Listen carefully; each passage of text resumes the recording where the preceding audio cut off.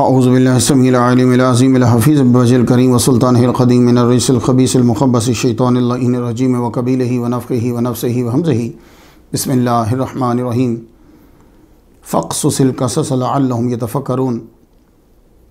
ان کو قصص سناؤ شاید کہ وہ فکر کریں، غور کریں۔ سبحانک اللہم وبحمدک لا الہ الا انت استغفرک واتوب الیک۔ تحریر و تقریر سے پہلے سے پڑھ لیا جائے تو کوئی خطا ہو جائے تو اللہ تعالیٰ کی رحمت پہ پورا بھروسہ ہے کہ اللہ تعالیٰ معاف فرما دے گا۔ اللہم صلی علی سیدنا محمد و ابوہ محمد و آل محمد و صحب محمد وبارک وسلم۔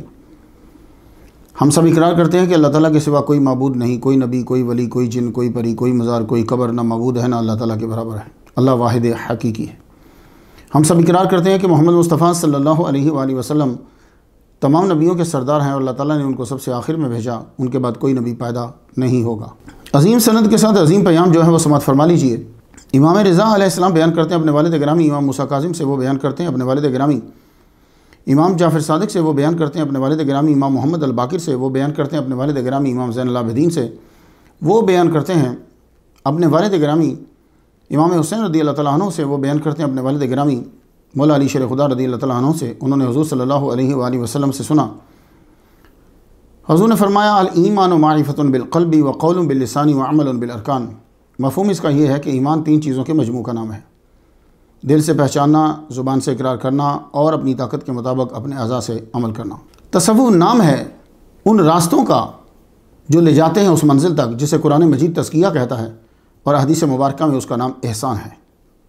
تصوف اسی دن شروع ہو گیا تھا جب آدم علیہ السلام نے جنت کو چھوڑا، جہاں دکھ، غم، مصیبت ان کا تصور تک نہیں ہے، اور وہاں آ کر رہنے لگے کہ جہاں خوشی بھی غم کے اندر لپٹی ہوتی ہے۔ تصوف دنیا سے الگ تھلگ رہنے کا نام نہیں ہے، تصوف نام ہے یہ بات سیکھنے کا کہ دنیا میں رہنا کیسے ہے، اور یہ سیکھنے کے لیے کبھی کبھی الگ تھلگ ہونا پڑتا ہے۔ حاضر رحمت من ربی، آج ہماری گفتگو 186ویں نمبر تک پہنچ گئی۔ جس ہستی کو سرنامہ کلام بنا رہے ہیں انہیں سید شمس الدین المعروف امیر کلال رحمۃ اللہ علیہ کے نام سے جانا جاتا ہے۔ زیادہ تر امیر کلال ہی کہا جاتا ہے۔ تاریخ ولادت 680 ہجری ہے، 1281 عیسوی بنتی ہے۔ تاریخ وصال آپ کی 772 ہجری ہے، 1370 عیسوی بنتی ہے۔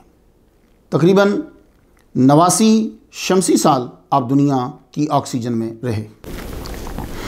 آپ سید عبد القادر گیلانی رحمۃ اللہ علیہ کے وصال سے 119 قمری سال بعد پیدا ہوئے۔ آپ کو دنیا سے پردہ فرمائے آج 29 دسمبر 2022 میں 652 شمسی سال ہو گئے ہیں۔ آپ کا مزار موجودہ ملک ازبکستان کے مشہور شہر بخارا کے قریب سوخار میں ہے۔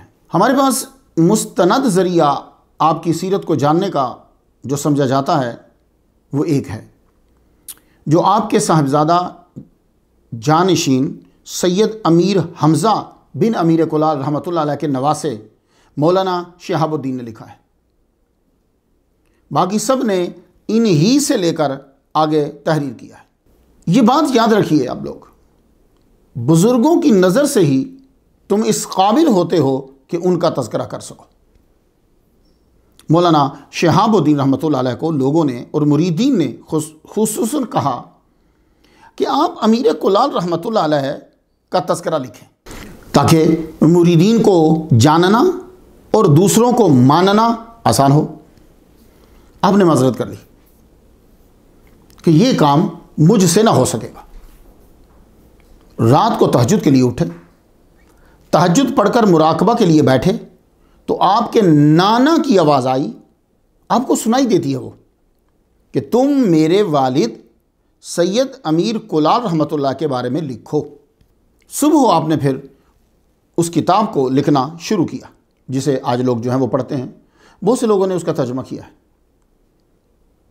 اور آگاہی سید امیر کلال رحمۃ اللہ علیہ ہوتی ہے اس کتاب سے۔ قارئین، سامعین، ناظرین، لکھنا، پڑھنا، سننا اور سنانا سب اولیاء کی نظر کرم سے ہوتا ہے۔ میری یہ آزمائی ہوئی بات ہے۔ آج کے موضوع کی جزیات کچھ یہ ہیں: نام سے برکت، لفظ سید پہ گفتگو، خاندان اور آپ کی پیدائش، اسلام میں سپورٹس اور رکانہ کا واقعہ، بابا سماسی سے امیر کلال کی ملاقات، امیر تیمور مغلوں کا باپ جو ہے اس کی آپ سے عقیدت، آپ کی تعلیمات، بہاؤالدین نقشبند رحمہ اللہ کی تربیت، آپ کا وصال مزار۔ سید شمس الدین، شمس الدین آپ کا نام ہے، امیر کلال کے نام سے مشہور ہوئے، تو سید آپ کے ساتھ آتا ہے۔ تو آج میں ڈیٹیل کے ساتھ طلباء کو بتانا چاہتا ہوں اور ناظرین کو بھی بتانا چاہتا ہوں اور سامعین کو بھی کہ لفظ سید کا استعمال جو ہے وہ قرآن، احادیث اور تاریخ میں کہاں کہاں ہوا ہے۔ یہ بڑا ایک دلچسپ ٹاپک ہوگا آپ کے لیے اور آپ کے علم میں اضافہ کرے گا، اور یہ ولیوں کا صدقہ ہے۔ اس لفظ کا استعمال نام کے ساتھ خوبیوں کی بنا پر بھی ہوتا ہے اور خاندان کی بنا پر بھی۔ زیادہ تر عجم میں خاندان کی بنا پر ہوتا ہے، خوبیوں کی بنا پر ہو تو سید و نا لکھتے ہیں، خاندان کی بنا پر ہو تو صرف سید لکھتے ہیں۔ آپ کس کس کو سید کہہ سکتے ہیں؟ یہ یاد کرنے کے بعد جب نقش بندی شاہ نقش بند کے پیر کا تذکرہ کرے گا تو رنگ ہی جدا ہوگا، تقریر میں فیض امیر نظر آئے گا۔ سید امیر کلال جب ہم کہتے ہیں، نام جو ہے وہ بتلائے گا آپ کو کہ یہ سید ہیں، تو جہاں جہاں سید استعمال ہوا ہے ہم پہلے وہ دیکھتے ہیں، پھر اس کے بعد امیر کلال رحمۃ اللہ کی زندگی دیکھتے ہیں۔ تو نقشبندیوں تیار ہو جاؤ پھر شاہ نقش بند کے مرشد کا تذکرہ سننے کے لیے۔ تو لفظ سید، حضور صلی اللہ علیہ وآلہ وسلم نے اللہ کو سید کہا ہے۔ ابو داؤد شریف کتاب الادب، مترف اپنے والد سے بیان کرتے ہیں کہ وہ بنو عامر کے وفد کے ساتھ شامل تھے، حضور کی بارگاہ میں گئے، وفد نے حضور صلی اللہ علیہ وآلہ وسلم سے یہ کہا انت سیدنا، فقالا یعنی فقالا رسول اللہ صلی اللہ علیہ وسلم السید اللہ تبارک و تعالی، کہ السید کون ہے؟ اللہ تبارک و تعالی۔ یہ کہاں ہے؟ ابو داؤد کتاب الادب کے اندر، ٹھیک ہے، آپ نے پڑھنا ہے۔ تو سید اللہ کے لیے حضور نے استعمال کیا۔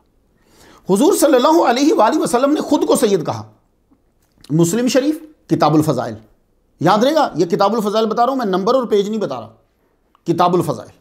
ابو داؤد شریف کتاب السنہ، ترمذی شریف کتاب المناقب، ابن ماجہ کتاب الزہد۔ حضور فرماتے ہیں آنا سید ولد آدم، میں آدم علیہ السلام کی ساری اولاد کا سید ہوں۔ آپ قیامت کے دن بھی سید ہوں گے، اس دن تو سارے ہوں گے، آپ سب کے سید اس دن بھی۔ بخاری کتاب التفسیر، آنا سید الناس یوم القیامہ۔ دیکھا آپ نے، حضور یہاں بھی سید، حضور قیامت کے دن بھی سید۔ خاوند کو، ہسبینڈ کو قرآن مجید نے سید کہا ہے، سورہ یوسف کی آیت نمبر 25، وَأَلْفَ يَا سَيِّدَهَا لَدَى الْبَابِ، ٹھیک ہے، بی بی زلیخا نے جب خاوند کو دیکھا تو قرآن کیا کہہ رہا ہے؟ سیدہا، تو وہ خاوند کو سید کہا۔ حضور صلی اللہ علیہ وآلہ وسلم نے فرمایا ہے کل نفس من بنی آدم سید، دالمی فی الفردوس، حدیث نمبر 4781، سیر اعلام النبلاء، عمل الیوم واللیلہ، ابن سنی کی جو کتاب ہے، کیا کہا؟ کل نفس من بنی آدم سید، فالرجل سید اہلہ، خامد جو ہے وہ فیملی کا سید، والمرأۃ سیدۃ بیتہا، اور جو عورت ہے وہ سیدہ ہے اپنے گھر کی۔ تو خامد کو اور سید کہا، حوالے یاد رہیں گے آپ کے، یہ آپ کے نالج میں اضافہ کرے گا۔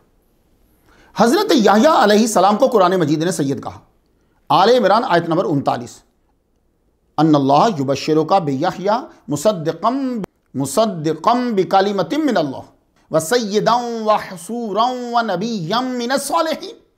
تو یحییٰ علیہ السلام کو سید کہا۔ اس کا مفہوم کچھ یوں ہوگا کہ اللہ آپ کو یحییٰ علیہ السلام بیٹے کی خوشخبری دیتا ہے جو عیسیٰ علیہ السلام کی نبوت کی تصدیق کرنے والے ہیں۔ وہ سید ہوگا، عورت سے دور رہے گا اور صالح نبی ہوگا۔ ان کو سید کہنے کا مطلب کیا ہے؟ کہ یہ یحییٰ علیہ السلام بزرگی میں، عصمت میں، تقوی میں اپنی قوم میں بڑھ کر ہوں گے۔ لونڈی کے آقا کو سید کہا۔ لونڈی سمجھتے ہیں؟ موطا امام مالک، اب کتابوں کا نام سن لیجیے آپ۔ موطا امام مالک کتاب الطلاق کے اندر عبداللہ ابن عمر کی اتھارٹی پہ یہ حدیث ہے، انہ قال عدۃ ام الولد اذا توفی عنہا سیدھا حیدۃ۔ ام الولد جب اس کا سید یعنی آقا مر جائے تو ایک مینسٹرول پیریڈ جو ہے وہ اس کا جو ہے نا وہ عدت ٹھہرے گی۔ برخیر ویسے 4 ماہ 10 دن کی بھی حدیث ہے، لیکن میں آپ کو لفظ سید پہ بات کر رہا ہوں، میں حدیث پہ گفتگو نہیں کر رہا بھی۔ تو آقا، لونڈی کے آقا کو سید کہا۔ وَلْيَكُنْ سَيِّدِي، ابو داؤد شریف کتاب الادب کے اندر ہے۔ یعنی حضور کہہ رہے ہیں کہ غلاموں سے کہ اپنے آقا کو سیدی کہو۔ آپ نے وہ تمام احادیث پڑھنی ہیں جس میں آقا اور لونڈی اس کے احکامات ہیں، اس میں لفظ سید کا استعمال دیکھیے کہ کتنی بار ہوا، کسی اور کے لیے اتنی بار ہوا ہی نہیں۔ آقا کو کئی بار احادیث میں سید کہا گیا۔ اب بخاری شریف، موطا امام مالک پڑھیں، کتاب القسامہ پڑھیں، کتاب الجہاد پڑھیں، ابو داؤد شریف 5169 سے سنیں ذرا۔ ان العبد اذا نصح لسیدہ واحسن عبادۃ اللہ فلہ اجرہ مرتین، یعنی بندہ جو ہے وہ جب اپنے سردار کی تابع فرمانی کرتا ہے، سید کی، آقا کی، اور اللہ کی بھی عبادت اچھے طریقے سے کرتا ہے، اس کو 2 اجر ملتا ہے، تو سید کہا۔ حضور صلی اللہ علیہ وآلہ وسلم نے نمک کو سید کہا۔ ابن ماجہ کتاب الاطعمہ، سیدو ادامکم الملح، حضور صلی اللہ علیہ وآلہ وسلم نے گوشت کو بھی سید کہا۔ ابن ماجہ شریف کتاب الاطعمہ، سیدو طعام اہل الدنیا و اہل الجنت اللحم، گوشت کو سید کہا حضور نے۔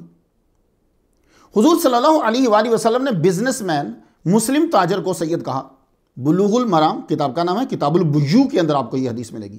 لا تلقوا الجلب فمن تلقی فاشتری منہ فاذا سیدہ السوق فہو بالخیار، یہ مسلم شریف کی عبارت ہے۔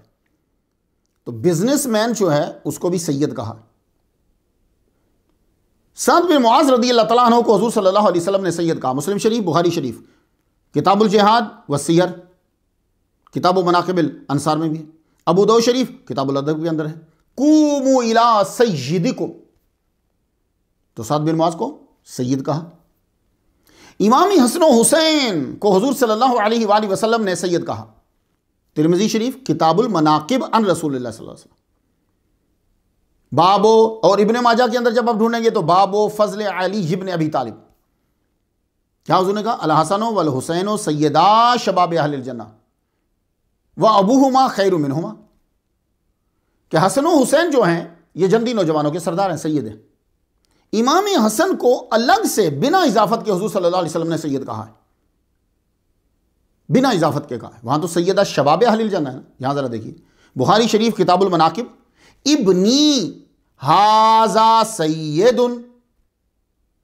اب لفظ سید کی اضافت کی نہیں ہے، ابنی ھذا سید، یہ میرا بیٹا سید ہے، ابنی ھذا سید ولعل اللہ ان یصلح بہ بین فئتین من المسلمین، یہ میرا بیٹا سید ہے، اللہ اس کے ذریعے سے 2 مسلمان گروہوں کے درمیان صلح کرائے گا۔ تو امام حسن نے کون سے 2 بڑے گروہ کی آپس میں صلح کروائی تھی، اور دونوں مسلمان ہیں؟ حضور کہہ رہے ہیں ساری حدیثیں چھوڑو، یہ حدیث بھی تو پڑھ لو، یہ بھی تو بخاری شریف کتاب المناقب میں ہے۔ تو جس کو حضور مسلمان کہہ رہے ہیں آپ لوگ اس کو کافر کیسے کہیں گے؟ آپ لوگ اس کو کس طریقے سے دوزخی کہیں گے؟ تو حضرت علی کی آرمی اور امیر معاویہ کے درمیان صلح کروائی حضرت امام حسن نے، یہ 2 گروپ تھے۔ تو حضور من المسلمین کہہ رہے ہیں، اور خود ان کو خلیفہ تسلیم کر کے بیعت کی ان کی، اور سالانہ وظیفہ بھی قبول کیا۔ تو حضور فرما رہے ہیں یہ میرا بیٹا سید۔ حضور صلی اللہ علیہ وآلہ وسلم نے حضرت ابوبکر صدیق رضی اللہ تعالیٰ عنہ، حضرت عمر رضی اللہ تعالیٰ عنہ کو سید کہا، اور جس انداز سے انہیں سید کہہ دیا ہے اس انداز سے کسی کو بھی نہیں کہا، کسی کو۔ مسند امام احمد، مسند علی ابن ابی طالب نکالی ہے، ترمذی شریف کتاب المناقب عن رسول، ابن ماجہ باب فضل ابی بکر صدیق، حضرت علی کی زبان سے یہ حدیث ہے۔ اب علی کے ماننے والے سب تیار ہیں، حضرت علی کی زبان سے یہ حدیث مبارکہ ہے۔ حضور نے فرمایا ابو بکر و عمر سیدہ کہول اہل الجنت من الاولین والآخرین الا النبیین والمرسلین. دیکھ رہے ہیں آپ. اب یہ سارے جن جن کو سید کہا ہے وہ حدیثیں سامنے رکھ کے یہ حضرت ابوبکر صدیق حضرت عمر رضی اللہ تعالیٰ عنہ ان کو بھی ذرا دیکھیے. تو حضور نے یہ بھی فرمایا لا تخبرہما یا علیو ما داما حیین. لکھا 34 سال سے لے کر 51 یا 60 سال کی عمر تک کے مرد کو کہولن کہتے ہیں. مردوں کو کیا کہتے ہیں؟ کہولن کہتے ہیں. تو حضرت ابوبکر صدیق اور حضرت عمر کو انبیاء و مرسلین کے علاوہ پہلے اور آگے سب کا سردار قرار دے دیا گیا, سب کا سید. اس پہ غور کر لیجئے گا جناب لوگ. یہی وجہ ہے کہ صدیقی اور فروقی بھی خود کو سید کہلواتے ہیں جو حضرت ابوبکر صدیق کی اولاد سے ہیں. کیونکہ جو حضرت ابوبکر صدیق کو حضرت عمر کو جو سید کہا گیا ہے, نبیوں کو نکال لیا ہے, مرسلین کو نکال لیا ہے, باقی پہلے ہوں یا اگلے ہوں سب کا سید قرار دے دیا. عمر بن الجموح ان کو بنو سالمہ کا سید فرمایا حضور نے. آپ نے فرمایا بل سیدکم عمر بن الجموح.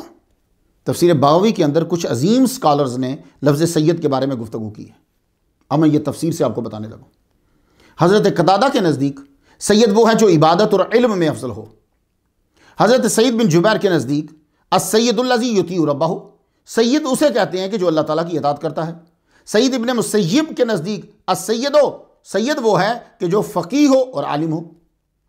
حضرت ابن عباس رضی اللہ تعالیٰ عنہما کے نزدیک سید وہ ہے جو حکیم ہو اور پرہیزگار ہو, یعنی دانا ہو اور متقی ہو.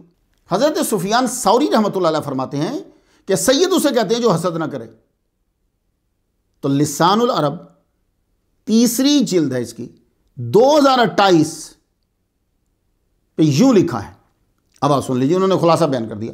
وَسَيِّدُ يُطْلَقُ عَلَى الرَّبِّ وَالْمَالِكِ وَالشَّرِيفِ وَالْفَاضِلِ وَالْكَرِيمِ وَالْحَلِيمِ وَالزَّوْجِ وَالرَّئِيسِ وَالْمُقَدَّم.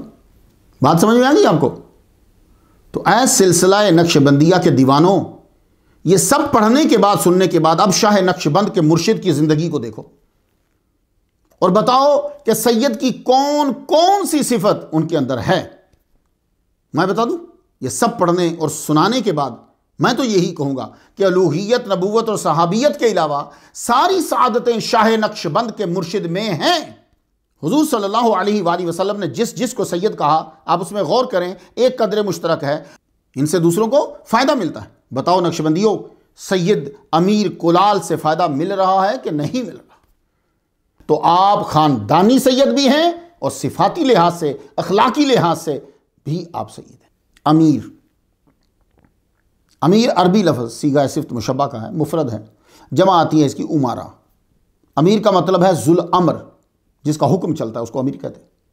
کسی جماعت کا لیڈر, وہ جماعت چھوٹی ہو یا بڑی, امیر کہتے ہیں اسے. آپ کے والد گرامی اپنے قبیلہ کے سردار تھے جی, بعد میں آپ ہوئے, اس لحاظ سے امیر آپ کے نام کے ساتھ لگا. من ولد فی بیت الامارہ, تو وہ امیر ہوتا ہے. آپ اس لیے بھی امیر ہیں کہ امیروں کے امیر ہیں, امیر تیمور کے پیر ہیں, تو اس لیے آپ امیر ہیں. امیر کو میر بھی پڑھتے ہیں, میر, کثرت استعمال کی وجہ سے الف جو ہے وہ الف گر گیا. میر فارسی زبان میں استعمال ہوتا ہے. میر کا معنی سردار, استاد, وہ استاد جو دین اور روحانیت سکھانے والا ہو. میر سیدوں کا کچھ علاقوں کے اندر اعزازی لقب بھی ہے, لیکن ترکی والے وہ سید ہونے کی وجہ سے آپ کو امیر کہتے تھے. امیر قلال ہر معنی میں امیر ہے. والد جماعت کے سردار, امیر کے گھر میں آپ پیدا ہوئے, باپ کے بعد آپ امیر بنے, سلسلہ نقشبندیہ کے روحانی استاد ہیں. جو امیر ہیں وہ آپ کے در کے فقیر ہیں. میر سید کا لقب ہے, آپ سید بھی ہیں.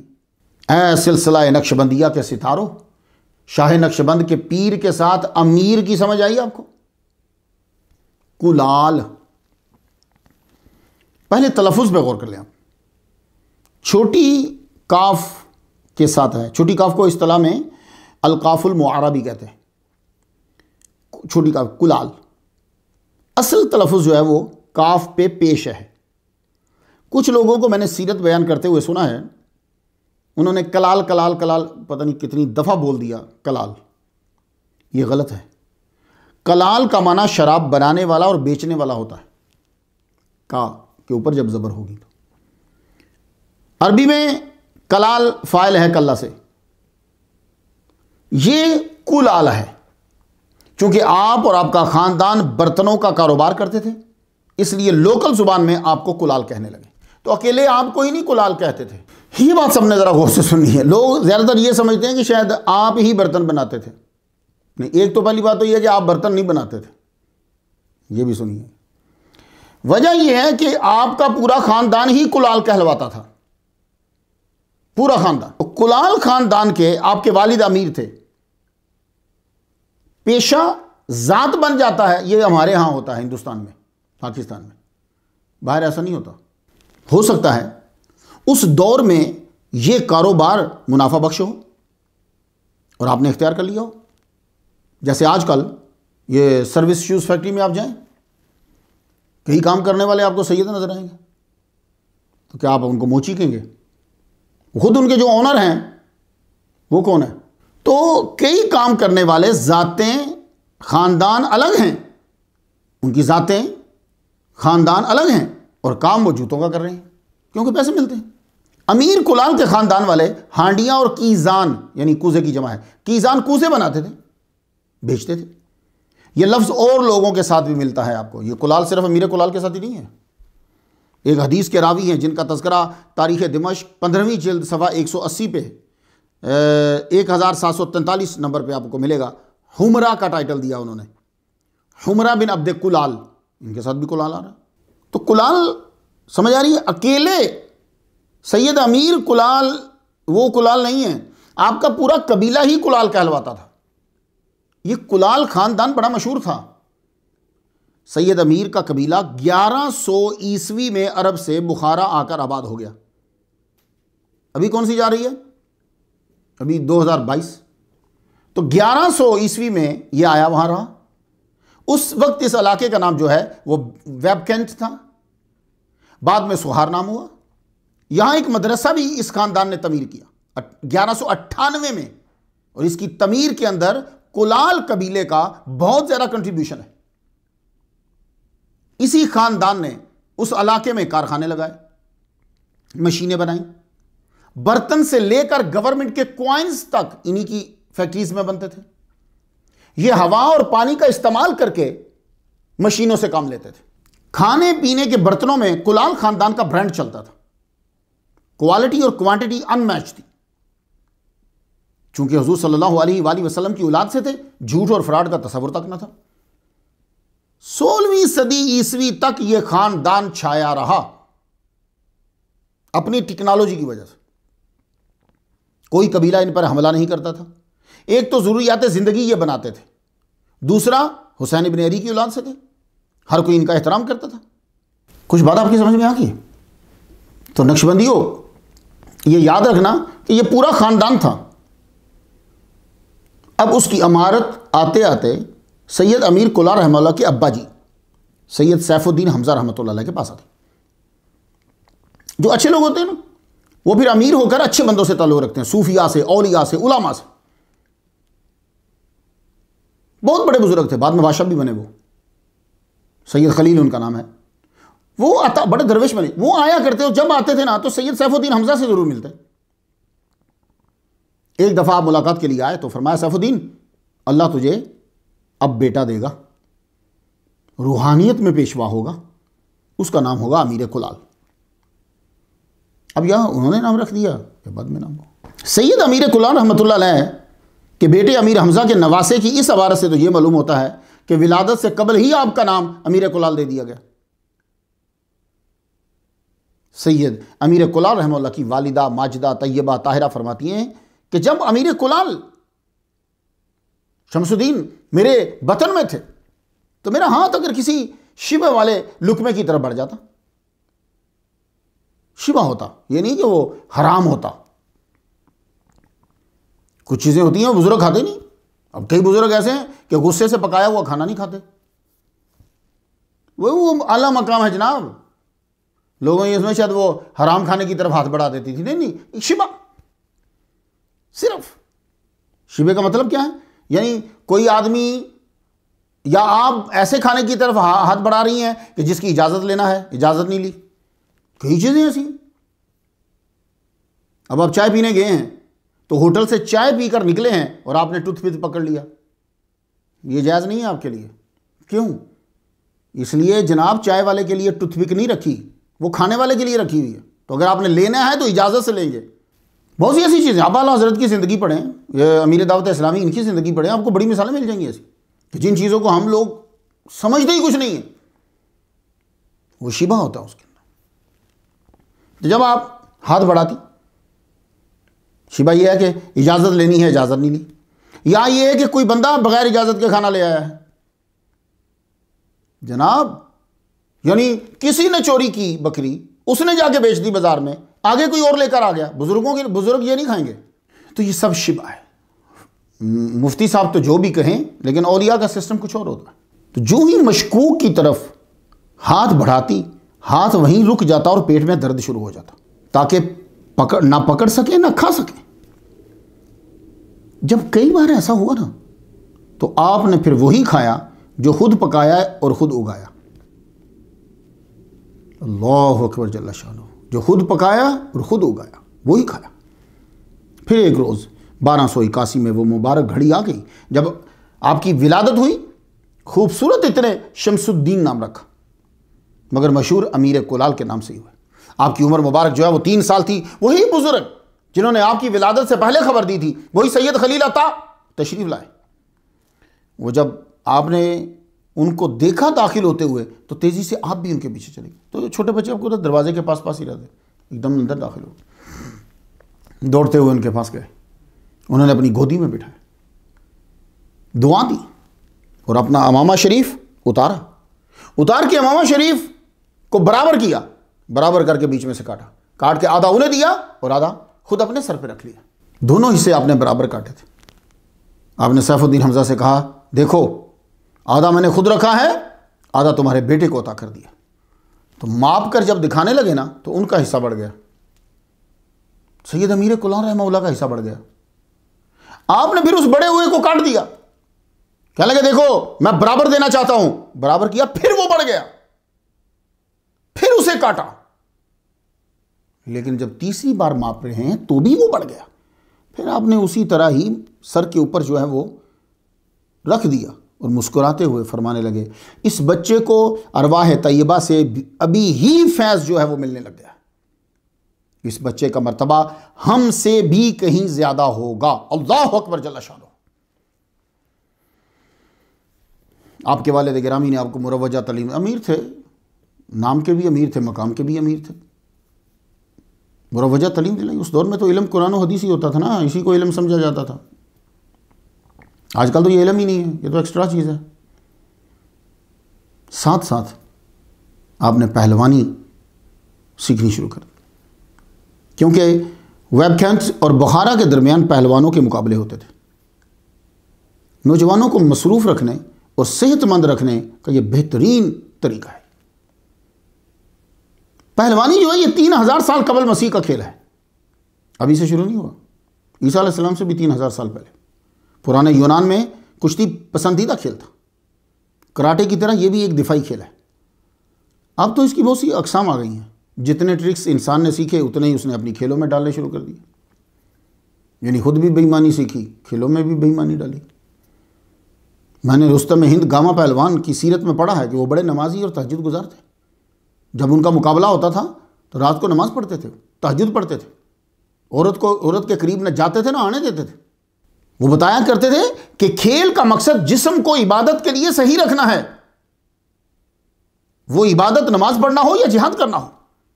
امیر کلال کے ماننے والوں، جس کھیل میں خود کو اور دوسروں کو نقصان نہ ہوتا ہو، عبادت میں فرق نہ پڑتا ہو، وہ کھیل جائز ہوتی ہے۔ تو اس لیے میں اس بات پہ دلائل نہیں دے رہا کہ میں چھپاؤں امیر کلال کشتی کرتے تھے اس کو چھپاؤں، نہ، صحیح کر رہے تھے۔ کھیل کی قرآن سے میں دلیل دیتا ہوں آپ کو۔ سورہ یوسف کی آیت نمبر 12، ارسلہ معنا غدا یرتع ویلعب وإنا لہ لحافظون۔ کل آپ یوسف علیہ السلام کو ہمارے ساتھ بھیجیے، کہ خوب کھائے پیے اور کھیلے، اس کی حفاظت کے ہم ذمہ دار ہیں۔ تو وہ دوڑ لگایا کرتے تھے، یوں ایک جگہ سے دوسری جگہ تک، پھر وہاں سے پہلے واپس کون آئے گا؟ اس سے جسم طاقتور ہوتا ہے، چاقو چوبند ہوتا ہے۔ کھیل انسان کی فطرت میں ہے، اس لیے جائز کھیل اور تفریح سے روکا نہیں گیا۔ ہمارے ہاں وہ کھیل جائز ہے جس سے نہ آپ کا جسم زخمی ہو نہ دوسرے کا جسم زخمی ہو، اس لیے باکسنگ جو ہے وہ جائز نہیں ہے۔ اس میں جیتتا ہی وہ ہے جو مد مقابل کے منہ پہ زیادہ زخم لگاتا ہے۔ اسی طرح کراٹے کی وہ قسم جس کے اندر آپ دوسرے کو زخمی کرتے ہیں، وہ ہمارے اسلام میں جائز نہیں ہے۔ دوسروں کی ہڈیاں توڑنا مقصود نہیں ہے، اپنی ہڈیوں کو مضبوط کرنا مقصود ہے۔ وجہ یہ کہ حضور صلی اللہ علیہ وآلہ وسلم نے منہ پر مارنے سے منع کیا، اس لیے باکسنگ اسلام میں جائز نہیں ہے۔ اب میں اپنے طلباء کو بتانا چاہتا ہوں کہ آپ جب تقریر کریں گے آپ سے کوئی پوچھے گا ضرور، بلوغ المرام کتاب النکاح یاد رہے گی کتاب، مشکات المصابیح کتاب النکاح، ابو داؤد شریف کتاب النکاح۔ حضور صلی اللہ علیہ وآلہ وسلم سے جب پوچھا کہ خاوند پہ بیوی کا کیا حق ہے، تو حضور نے کیا فرمایا تھا؟ ان تطعمها اذا طعمت وتکسوها اذا اکتسیت ولا تضرب الوجہ ولا تقبح۔ بھئی لفظی ترجمہ تو کچھ اور بنتا ہوگا، لیکن میں آپ کو سمجھانا یہ چاہتا ہوں کہ تم جس برانڈ کے کپڑے پہنتے ہو دو اس کو بھی لے کے کپڑے دو، تم کھانا کھاتے ہو اس کو بھی کھانا کھلاؤ، مفہوم بتا رہا ہوں میں آپ کو، اور اس کے چہرے پہ مت مارو، ولا تضرب الوجہ، چہرے پہ نہیں مارنا، اس سے کوئی بڑا جرم بھی سرزد ہو چکا ہے، تو آرڈر یہی ہے کہ اس کو اپنے ہی گھر کے اندر الگ کر دو، پر منہ پہ نہیں مارنا۔ اس فرمان سے واضح ہو گیا کہ باکسنگ نجائز۔ CNN کی رپورٹ ہے کہ 1890 سے 2011 تک رنگ کے اندر ڈائریکٹ ہٹ سے 1604 باکسر جو ہیں وہ مر گئے، 1604 باکسر رنگ کے اندر مر گئے۔ آپ سمجھیں ہمارے نبی کے بیان کی، کتنے بندے مار دیے کھیل کے نام پہ؟ ایوریج سالانہ 13 بندے مرتے ہیں منہ پر ہٹ کرنے سے۔ یہ میں باکسر کی بتا رہا ہوں، باقی کی نہیں، باقی تو کتنے مر جاتے ہوں گے۔ ہاں آپ باکسنگ اس نیت سے سیکھ سکتے ہیں کہ ایکسرسائز ہے اور جب کوئی حملہ کرے گا تو جان بچاؤں گا، اور حضور صلی اللہ علیہ وآلہ وسلم کا فرمان اب سن لیجیے۔ موطا امام مالک کتاب الاقضیہ، ابن ماجہ شریف کتاب الاحکام۔ حضرت ابن عباس رضی اللہ تعالیٰ سے روایت ہے کہ حضور صلی اللہ علیہ وآلہ وسلم نے فرمایا لا ضرر ولا ضرار۔ اب یہ وہ کشتی کہ جس کشتی کے اندر دوسرے کو زخمی کیا جاتا ہے، تو لا ضرر ولا ضرار، سادہ مفہوم یہ ہے بھائی نہ خود کو زخمی کرے نہ دوسرے مسلمان کو زخمی کرے۔ میں یہ مفہوم بتا رہا ہوں بھائی صاحب، مجھے ڈر لگتا ہے نا آگے یہ ترجمہ یہ بنتا ہے، بات تو وہی کروں گا نا جو آپ کو سمجھ میں آ جائے گی۔ تو نہ خود کو نقصان پہنچائے نہ دوسرے کو، لا ضرر ولا ضرار۔ تو اس فرمان کی روشنی میں مارشل آرٹس کی وہ گیمز آ جائیں گی جس میں مد مقابل زخمی ہو جاتا ہے۔ یہ خیال رہے کہ دفاع سزا اور چیز ہے اور کھیل اور چیز ہے، یہ ذرا یاد رکھیے۔ پہلوانی جو ہے یہ بہترین ہے کثرت کے لیے، تندرستی کے لیے، صحت کے لیے، بنا دوسرے کو نقصان پہنچائے آپ بچھاڑیے اسے، کیونکہ پہلوانی میں آدمی کو صحت اور نیت کا خیال رکھنے کا سکھایا جاتا ہے۔ یہ دونوں اسی وقت ٹھیک رہتی ہیں جب آدمی گناہ نہ کرے۔ اب حضور صلی اللہ علیہ وآلہ وسلم نے خود کشتی کی ہے، حدیث رکانہ بن عبد یزید۔ اب لوگ پوچھیں گے جی کہاں ہے یہ، تو طلبہ یاد کر لیجئے فوراً سے، مختصر ابو داؤد شریف کتاب اللباس میں ہے، ترمذی شریف کتاب اللباس میں ہے، اور تفصیل کے ساتھ الاستیاب اور اسود الغابہ میں ملے گی آپ کو۔ تو میں آپ کو ساری کتب کا واقعہ جمع کر کے آپ کو سنانے لگا۔ تو آج آپ جو اس رکانہ بن عبد یزید کا سنیں گے نا تو آپ کو ہلکا سا لگے گا ڈیفرنٹ۔ حضور صلی اللہ علیہ وآلہ وسلم حضرت بی بی عائشہ صدیقہ رضی اللہ تعالیٰ عنہ کے حجرے مبارک سے نکلے تو تنہا اس علاقے وادی ادم کی طرف نکل گئے جہاں غیر کوئی نہیں جاتا تھا، وہ رکانہ کا علاقہ تھا۔ آپ اس طرف اکیلے چلے گئے، وہ آپ کا بڑا شدید مخالف تھا جی۔ آگے اس طرف گئے تو آگے سے رکانہ نکلا ہے، آگے بولتا ہے محمد تم ہمارے لات و عزا کو برا بھلا کہتے ہو اور اپنے عزیز الحکیم کی طرف دعوت دیتے ہو۔ وہ حضور کے الہ کو العزیز الحکیم بولتا تھا، العزیز الحکیم کی طرف دعوت دیتے ہو۔ اگر تم میں مجھ میں خاندانی تعلق نہ ہوتا تو بات نہیں، سیدھا قتل کرتا میں تمہیں۔ تم آج میرے علاقے میں داخل ہو گئے، آج تم مجھ سے بچ کے نہیں جاؤ گے۔ ایک ہی صورت ہے کہ مجھ سے کشتی کرو اور مجھے گراؤ، تو بچو گے، نہیں تو نہیں بچو گے۔ تم اپنے العزیز الحکیم خدا کو بلاؤ مدد کے لیے، اور میں لات و عزا سے مدد مانگتا ہوں۔ اگر تم نے مجھے بچھاڑ دیا تو 10 بکریاں دوں گا میں تمہیں۔ ایک روایت میں 1 بکری ہے، دوسری روایت میں 30 بکریاں بھی ہیں۔ حضور صلی اللہ علیہ وسلم نے فرمایا آ جاؤ، ثابت ہو جائے میرا اللہ ہی غالب ہے اور حکمت والا ہے۔ حضور صلی اللہ علیہ وآلہ وسلم نے بسم اللہ پڑھ کر ایک دم سے نیچے گرا دیا اور خود اس کے سینے پر چڑھ گئے۔ جائیے ذرا عربی کی کتب پڑھیے گا، سینے پہ چڑھ گئے۔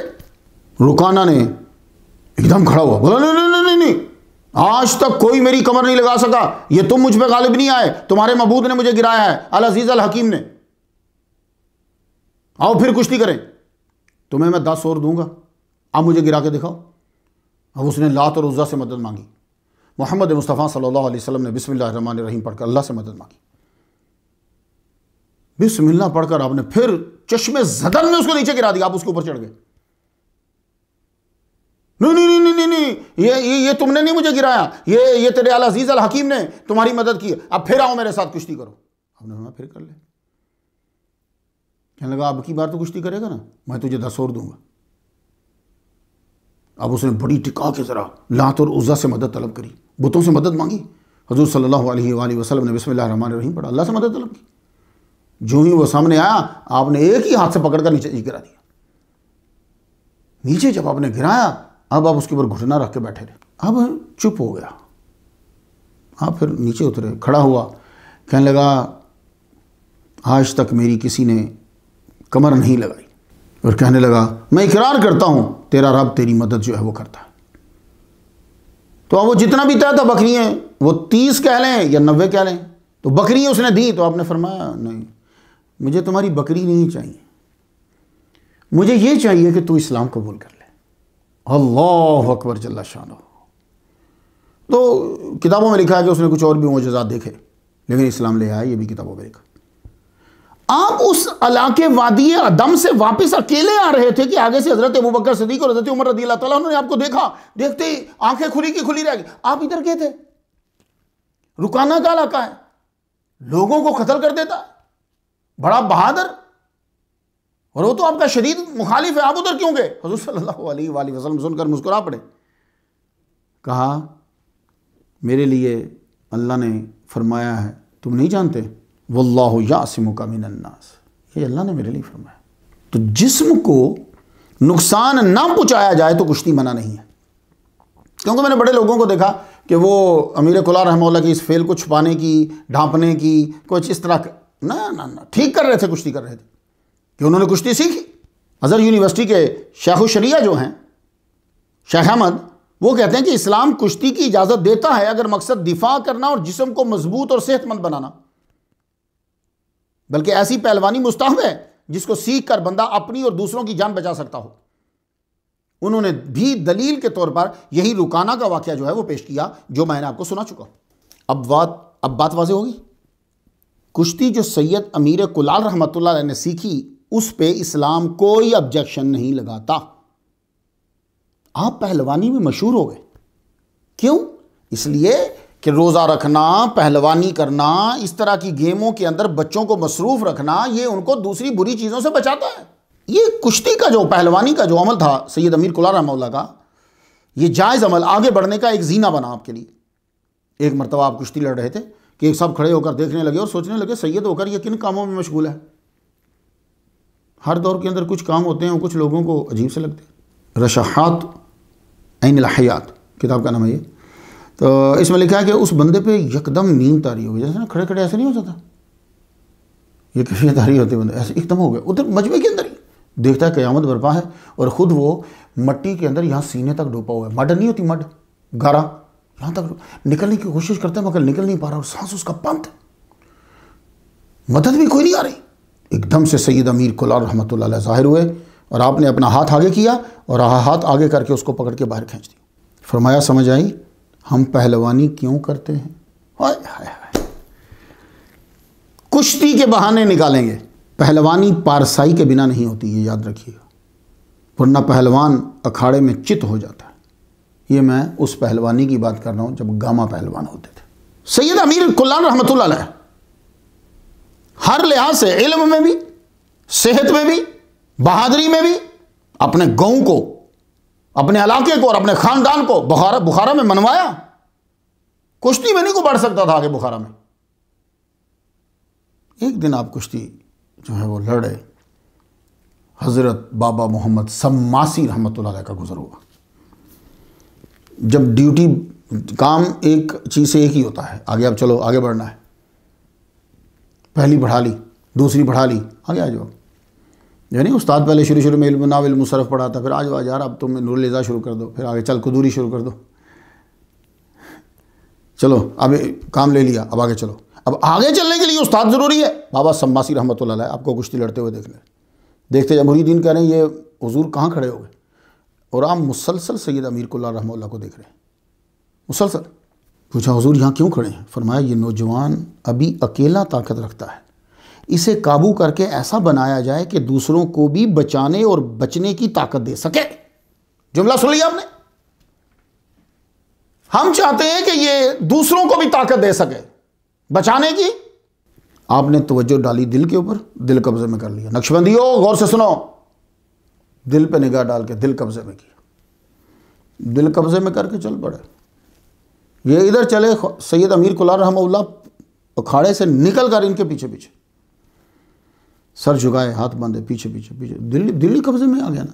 سلم الوصول الی طبقات الفحول، پہلی اس کی جلد ہے، 345 پہ لکھا ہے، سخار سے پیدل سماس تک گئے۔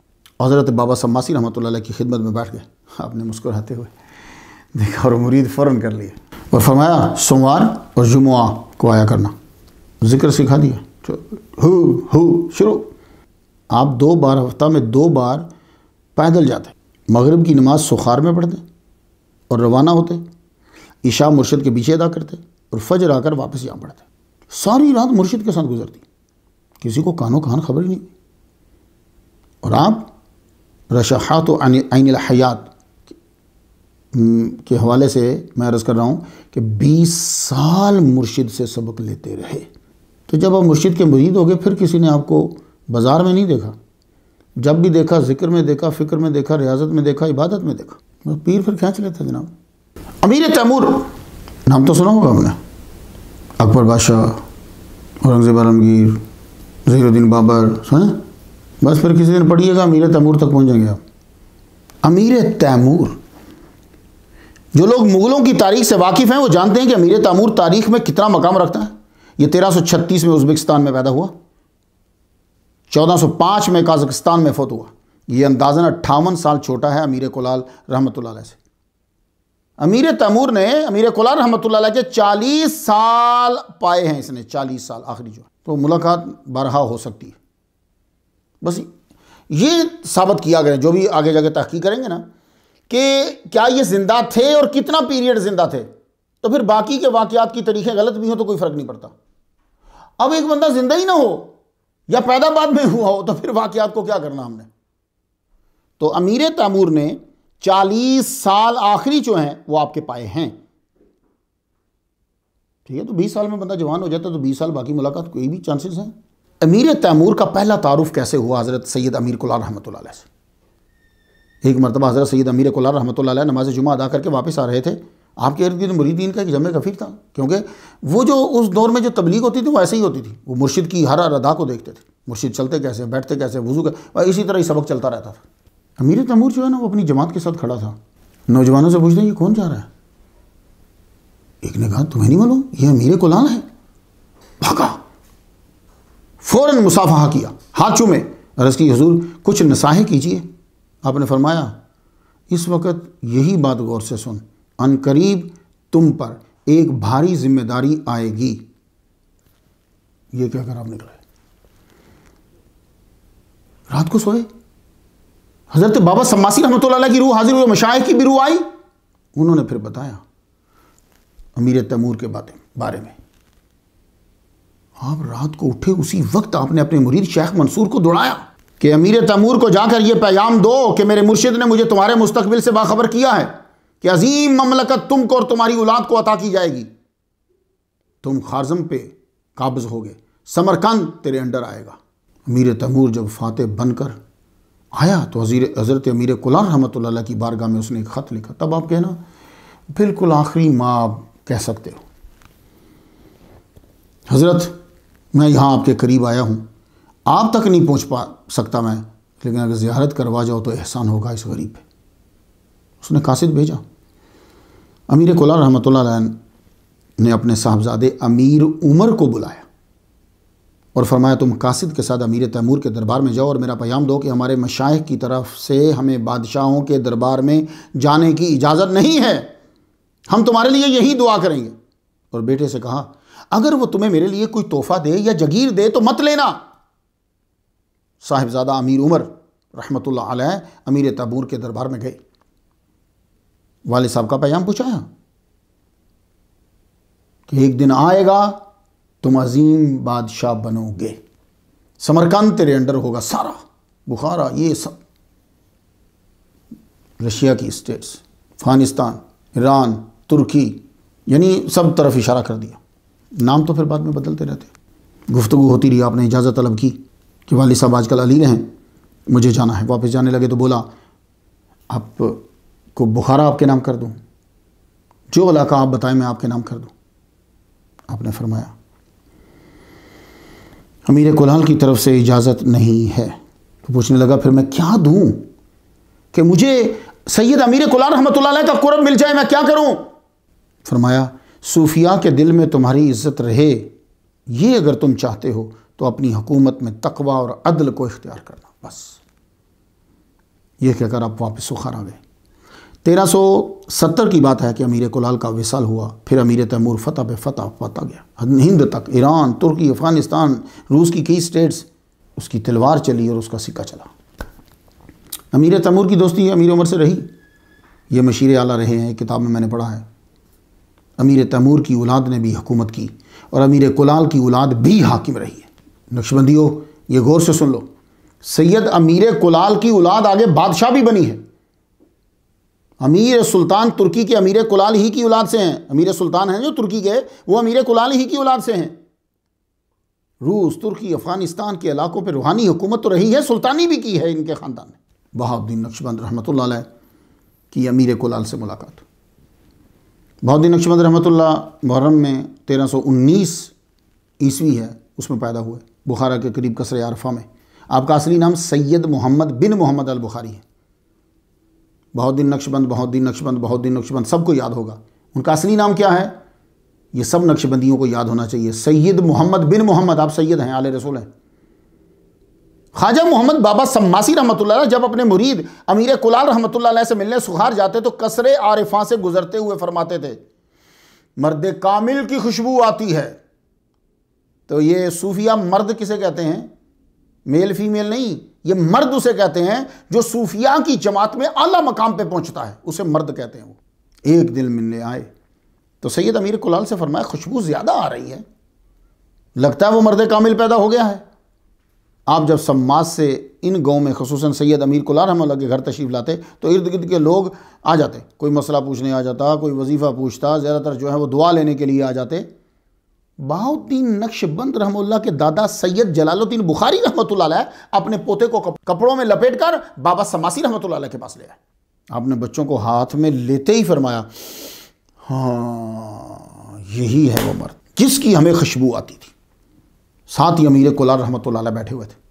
فرمایا یہ بچہ ہم نے تمہارے سپرد کیا، تم نے ہمارا سارا فیض اسے دینا ہے اور تربیت کا خیال رکھنا ہے۔ یہ ولادت پہ ہی فرما رہے ہیں، ابھی چند ہی دن ہوئے ان کو۔ تو سید امیر کلال رحمۃ اللہ علیہ کی ڈیوٹی لگائی کہ نظر رکھنی ہے۔